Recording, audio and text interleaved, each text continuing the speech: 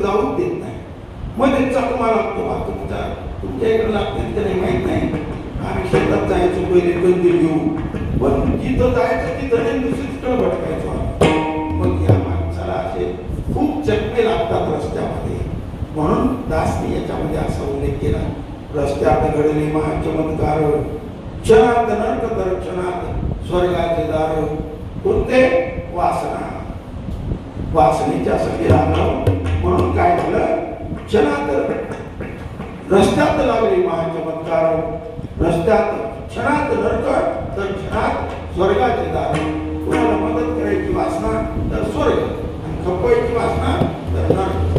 नागी दारूण घोटाळा झाला, कोणी गर्दी पोहोचवा माझा रस्ता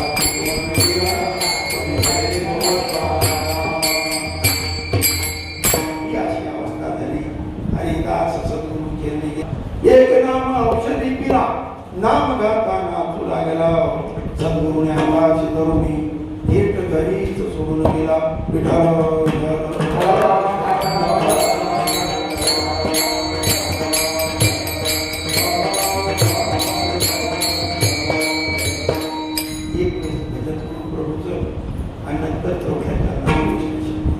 जय जय राम कृष्ण हरी, जय जय राम कृष्ण हरी, जय राम कृष्ण हरी, जय जय राम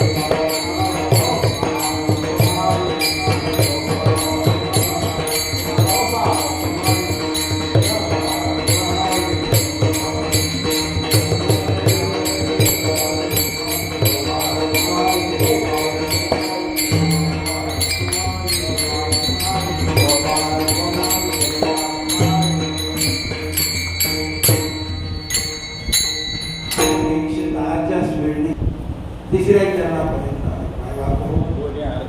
रोज रोज त्या सुपाऱ्या भरपूर घेऊन टाकल्या. आम्ही बारीक करी हजामती बारीक, त्या हजामती करायचं काम चालू घेतले आम्ही. म्हणून मायबाप गळा काम करत नाही. घरी गेलो मिसेसला म्हटलं गळा फार दुखायला लागला. ती म्हणजे तुमच्यावरती खूप किव यायला लागली, म्हणून नाही तर मी गळा दाबूनच टाकला असता. मायबाप हो, ही अशी अवस्था व्हायला लागलेली आहे. ती गाडी इतकी खटारी झालेली आहे की पहिल्या गाडीला 60 किलोमीटरवर पाणी टाकावं लागायचं, तशी अवस्था झालेली आहे या देहाची. म्हणून तरी पैठा रेटी करून जोपर्यंत शेवटचा श्वास राहील तोपर्यंत हे कार्य आमच्याकडून घडावं असा आशीर्वाद तुम्ही करा.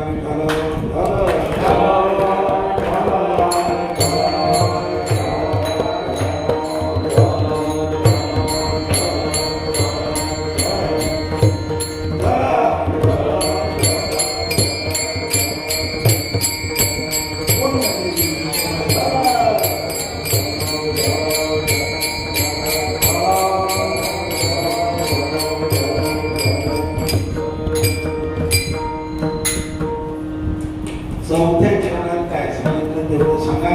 शेवटची चालू होणार लगेच त्याच्यात आधी एक प्रमाण देतो आणि मग आपलं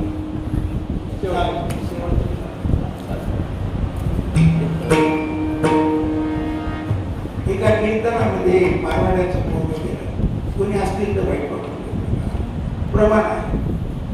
एका कीर्तनामध्ये मारवाड्याचं पोरगं गेलं. महाराज म्हणाले, माई बाप जीवेची मारावी, बा एकाचे चरण वंदावे. मारवाड्याच्या पोराला अर्थ कळाला नाही. अर्ध्या कीर्तनातून घरी गेला. पलीकडे पत्नीच्या खोलीत जाऊन दर्शन घ्यायचा आणि आई वडिलांच्या खोलीत येऊन एवढ्या तालुक्याने पडवायचा. आई वडील म्हणाले, बेटा कीर्तन मग जर तो म्हणा चौथाना काय होईल मानितो मानियो. तो म्हणायचा, महाराज या बोल्यो, माँ बाप न जीव मारो नुगाई का बघा बोल्यो. मग ते म्हणाले, बेटा तो एवढो नाही होती महाराज त्यान काय बोली वरू जाकर एक बार पूछले महाराज अरे सिंह. पण त्यावेळेस महाराज या बोलीवर आले होते, आशाईची माय लोभाची बाप दोघाशी मारल्याचा काय पाप. मग शेळजी म्हणाले, काही महाराज खराब जदा ब्यान बोल्यो आवाज बोल्यो. जदा बोल्यो माँ बाप ने जीव मारो दुगाई का पगा पड़ो. आवाज बोल्यो की आशा मोह दोनों मारो आणि माँ बाप की सेवा करो. पुन्हा शेळजी घरी आले, आई वडिलांचे पाय धरले. आई वडील म्हणाले, बेटा त्याला माफ कर द्या, कोई हरकत नाही, सोच सो जाता स्वार्थ कामगारी करणे. दुसऱ्या दिवशी शेळजी उठले, दुकानदारी सुरू केली. लोक आले विचारले, शेळजी शक्कर होना ले जाओ, पैसे कोई जरूरत नहीं है. रात में महाराज ने बोला, आशा मोह दोनों छोड़ो, इसलिए मैंने फुकट बांटने का निर्णय ले लिया. मग गावकऱ्यांना कळालं की म्हणे शेठजी फुकट वाटायला लागले. मग अख्खं गाव उलट झालं.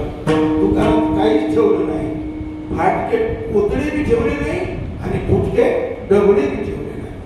रात्रभर मार खाल्ली शेठजी. काठी टेकत आले. दुकानाकडे पाहिलं तर दुकान रिकामं, काहीच नाही. त्याने विचारलं, बेटा दुकान में तो पूरा माल बिक्रो हो गयो. तो म्हणला, काकाजी रात का कीर्तन करी सो प्रभाव पड़ियो, दुकान में को माल तो बिक गयो, पर फाटेला थैला भी लेकर गया, फूटेला डबड़ा भी लेकर गया. तर काकाजी म्हणाले, पैसा तो आया होगी तारी भी नहीं नंका की बुला लेना चिल्लर चिल्लर होगी नहीं नोटा नोटा आपा गया. तो बोलना म्हणाला, काकाजी पैसा तो सवाल नहीं. तो क्यों ये रात तो महाराज बोले आशा मोह दोनों मारो, फुका वास्तव में सर्व फुकट काट दियो. काकाजी म्हणाले, बेटा इसी नुकसान की बात बटन का बटन झटक देऊ, फायदा की होशीची की खिंजा भरभर कला. यासाठी सांगायला काय या 1.5 तासामध्ये जे योग्य वाटलं असेल ते सद्गुरूचं समजा खिंजा भरभर कली जायचो, गली गोळाय पण वाटत. आणि अयोग्य वाटलं असेल वाटणं का आटणं झटक दियो. ठरो